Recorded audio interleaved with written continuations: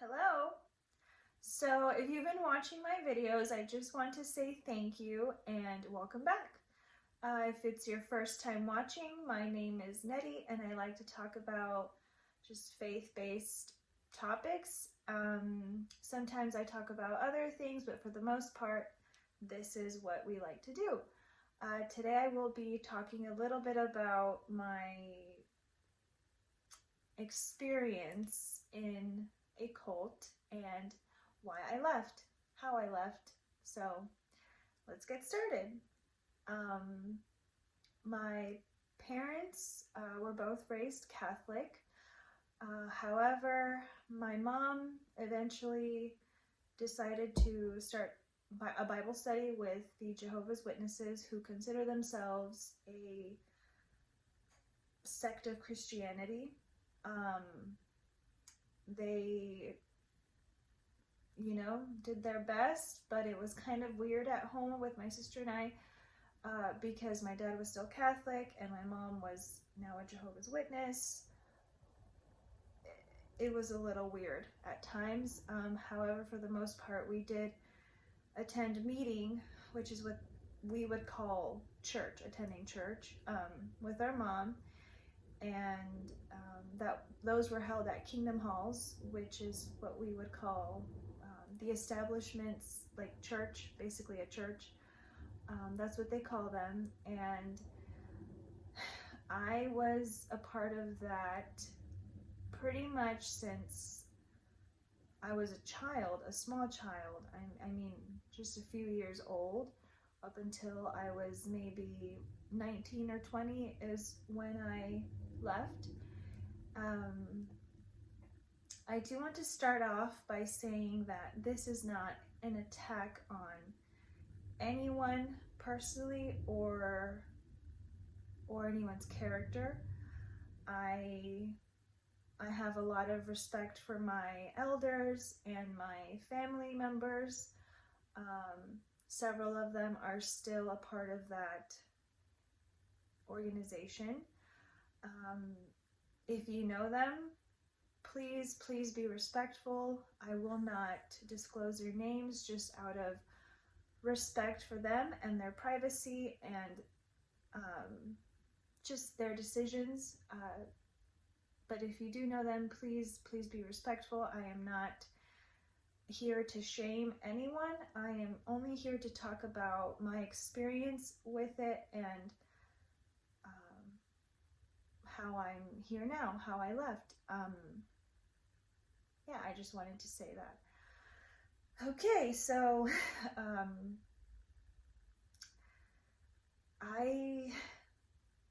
from a very young age, I feel like I was a very vulnerable child.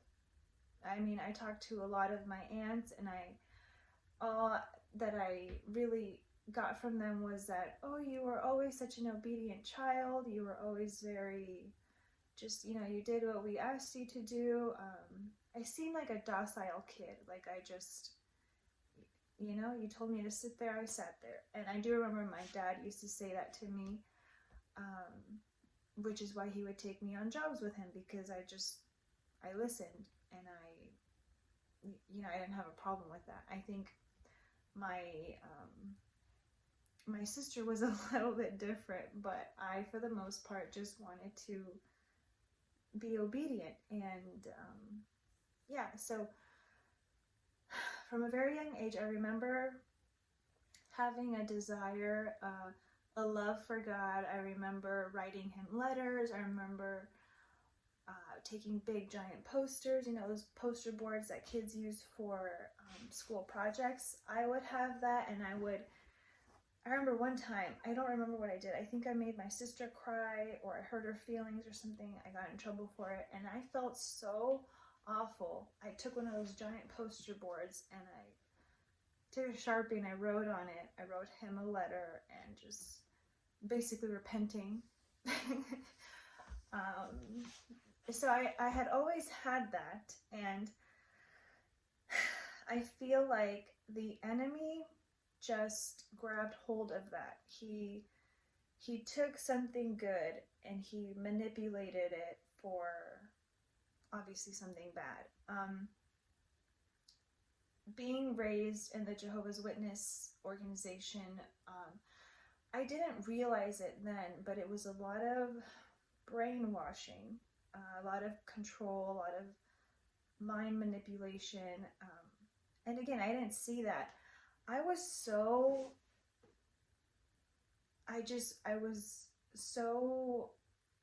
wanted so badly to do things right, to please God, to seek Him, and to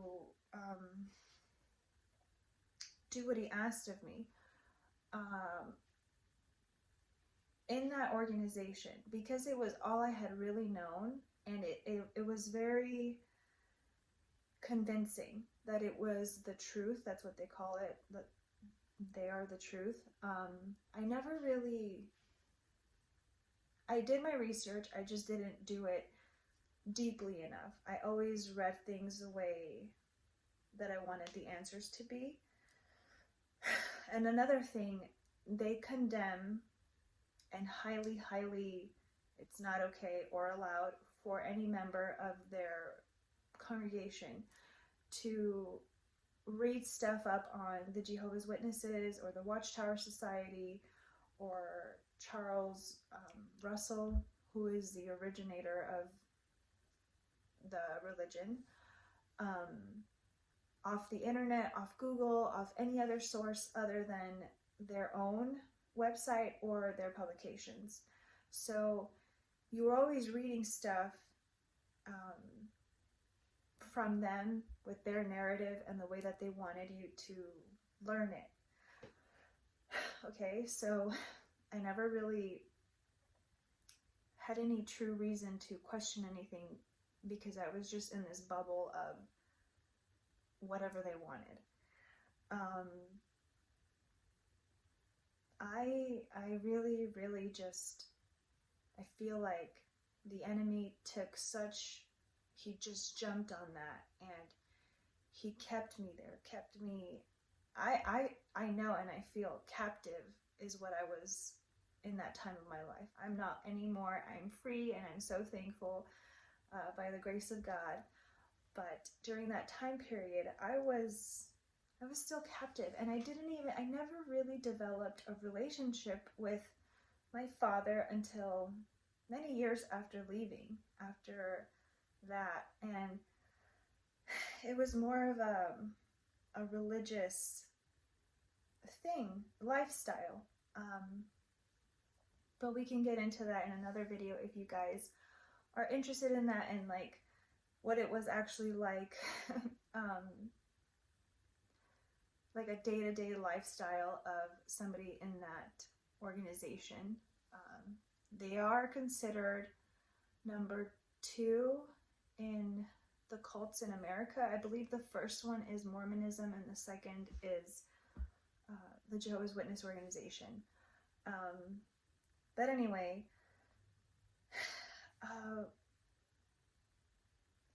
I was around maybe 17, 18, I don't really remember, and I was, again, I will keep names private just out of respect to these people.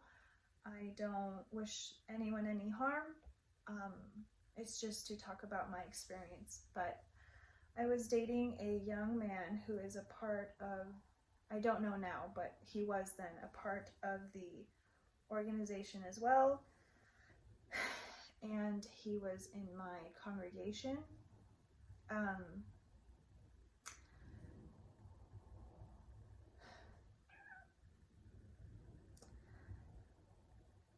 Things developed in that relationship that after some time, even being as a lost person, because I wasn't really saved then, I knew, and this is why I knew that what was occurring was wrong. And when I would approach this person who I was dating, and asked that we would talk to the elders and talk to our parents. Well, in my case, my mom, because I lived with my mom. My parents had already been separated and divorced by then. Every time I was met with a no, it's all right, it'll be okay, and those type of answers. I never, ever since the first time I had made it known that I was feeling this way, it never really felt right again. And I had tried multiple times to bring stuff to light, and it never was allowed to me. In retrospect, I should have just said something anyway, but again, I didn't. I wasn't very secure in myself as a child of God. I wasn't a child of God then, but just as anything really, I wasn't. And so I just did what this person told me to do, which was say nothing. Actually, let me rewind a little bit. I started feeling more and more angry with myself and with this person because of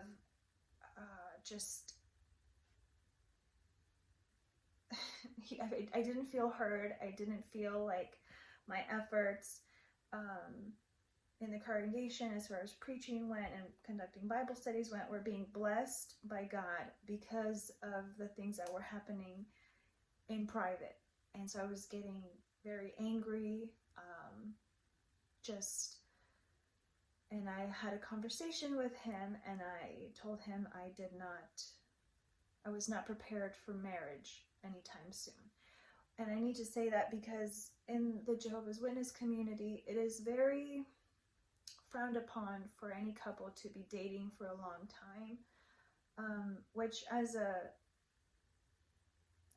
true Christian now, I don't totally disagree with. I think you're supposed to date to marry, date the person, find out if you're compatible or not, if your goals are compatible, if your lifestyles, hopes, desires, if it's God's will for you guys, and if not, split. And if it is, then get that ball rolling.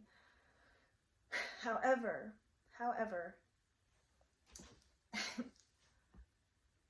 a few days after I shared this with him, because I was preparing myself to break this off, he, literally a few days later, I said this to him, he managed to propose marriage to me in front of my family, his family, our friends, literally in front of them, got on one knee in front of all of them. And I felt so angry. I remember family members, after, things settled down that day, they said, Mija, you didn't really look happy. And I was like, well, yeah, of course I wasn't happy. I remember my best friend, who I will also, I won't disclose her name, my best friend at the time, and we're still friends, just not as as we used to be. I cried all night that night. I think she slept over. I might have spent the night with her, but I cried, and I was so angry because, you tell someone, hey, I'm not ready, and then this person does it anyway, and then does it in a way that they know you won't say no to because family's watching. Okay, that was, yeah. At that point, I had already begun to spiral, and I didn't have anything against their teachings, honestly. I didn't. I just started spiraling. I started going out. I started, just hanging out with people I shouldn't have been hanging out with. And when that came to light, mind you, we had started the preparations and the plannings, and I didn't contribute to this financially by any means, so I won't take credit for that. He did, for the venue we were getting married at and everything, which thankfully, as far as I know, he was able to get his money back. Again, I don't wish him any wrong or anything bad. There was just too much. There's a lot of other bad stuff going on that led to this explosion. Anyway, when he found out about that, he talked to his father, who at that time was an elder also of this organization, and then the rest of the elders. He and I both, the person who I was engaged to, had, I won't say high, but just recognizable positions in the congregation. So we were both called in to talk to the elders. However, that was done separately. By that time, we had already started attending different congregations. He talked to his, and I talked to mine.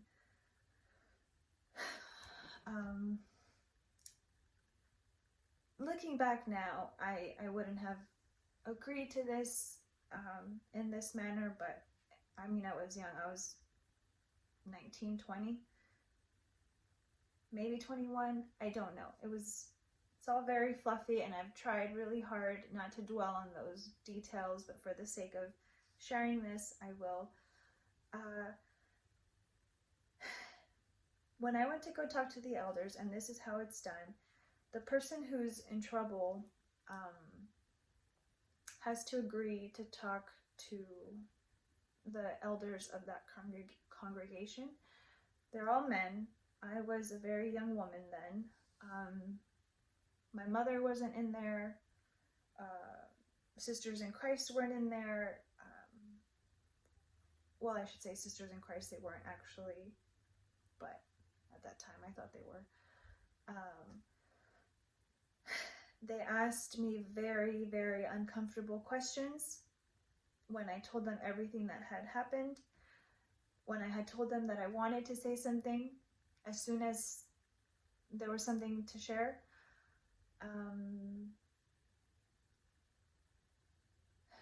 I was met with questions that I would have preferred to either not have shared at all, or share with a woman, not men old enough to be my fathers or older. Details of things that should have been completely irrelevant, because they got the gist of things. And anyway, I was asked to exit the room after they basically interrogated me. It was decided that because I was still in communication with people who were not of the faith, that I was to be, oh goodness, what is it called? I attended in Spanish. In Spanish, it's called expulsar, which means like cut you off. They cut entire communication with you. You are basically being punished, ostracized. You're not allowed to associate with anybody from the organization anymore. You are to attend meetings, and nobody is allowed to talk to you. I mean, nobody. They can look at you, but they can't talk to you. You can't talk to them. And it's almost like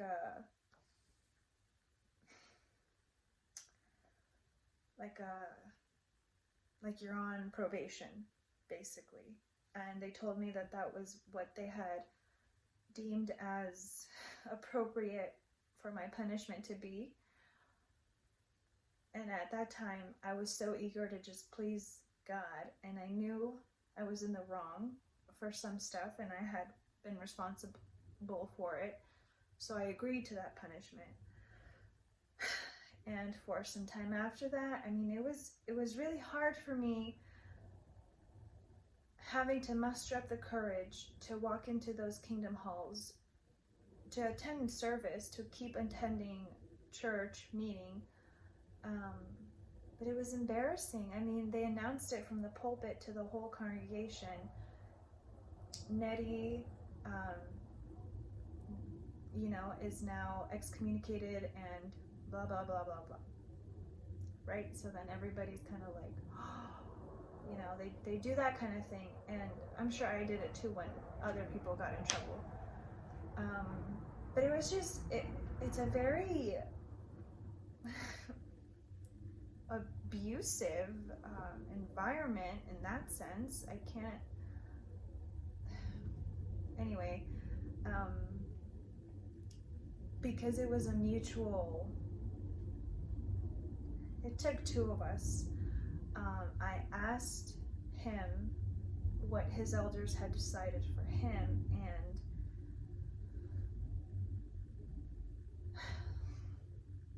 I had a hard time with this originally. Now it makes me sad for the people who are still there, because I'm now walking in freedom, and I have seen and truly tasted who God is, and he's not religious like that, but he received punishment in private, so his name was not announced from any pulpit. As far as I know from what he told me then, I may be remembering it wrong, but as far as I remember from what he told me, his privileges in the Kingdom Hall weren't as grave as mine. He was still able to go out on service and preach. He was still able to,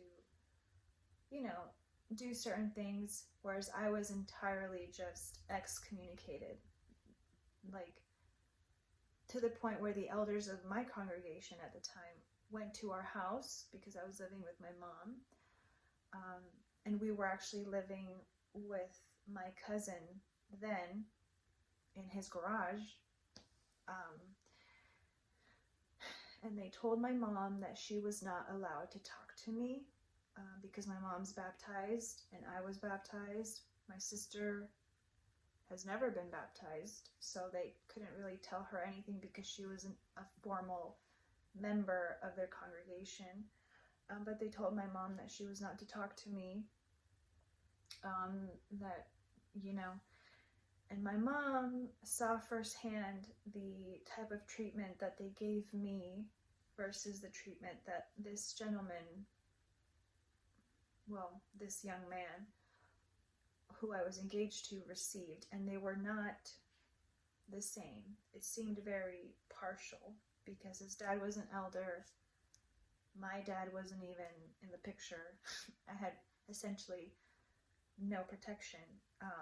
My mom witnessed all of that, and she said, you guys preach that God's biggest trait is love, and yet you're asking me to never talk to my child again. How dare you? And she certainly didn't obey that. She kept talking to me, and we kept living together. Eventually we moved out of there because the cousin was also a member of that organization, and he didn't feel comfortable having us there because of what had happened. And yeah, I didn't realize it then, but I am so, so thankful now that God essentially forced me out of that place, because I'm not sure that I would have left willingly, because it was the only community and family and home that I ever knew. I come from a background of a divorced family. My immediate family is my sister and my mom. My dad passed away 7 years ago, so it was just, you know, I'm not so sure I would have really left unless something major like that happened. And he forced me out, and for that I am so thankful. I think the enemy definitely took advantage of my eagerness to want to serve him. But now I am free. I don't believe in us needing to live a life full of legalism or religion.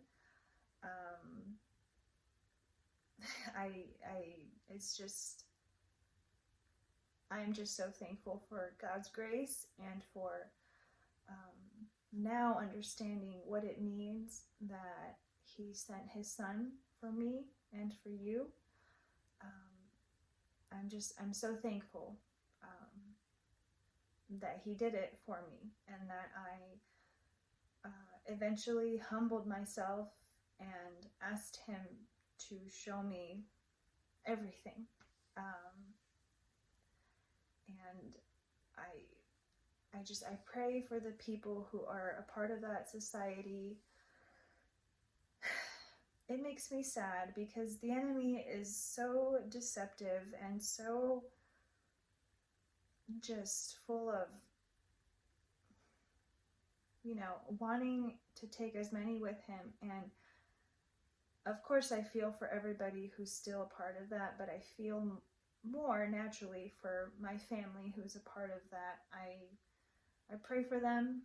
I am choosing to believe that God will do something regarding them in his time.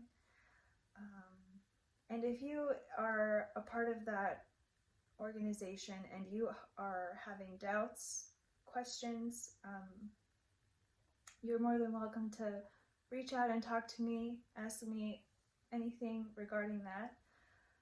But I also encourage you to pray and to ask the Father to show you the truth, to show you what he wants to reveal to you, and for you to cling to Scripture, to use what he is revealing to you in prayer and the Word, and make sure they are mirroring each other. He will never tell you something that doesn't line up with his Word.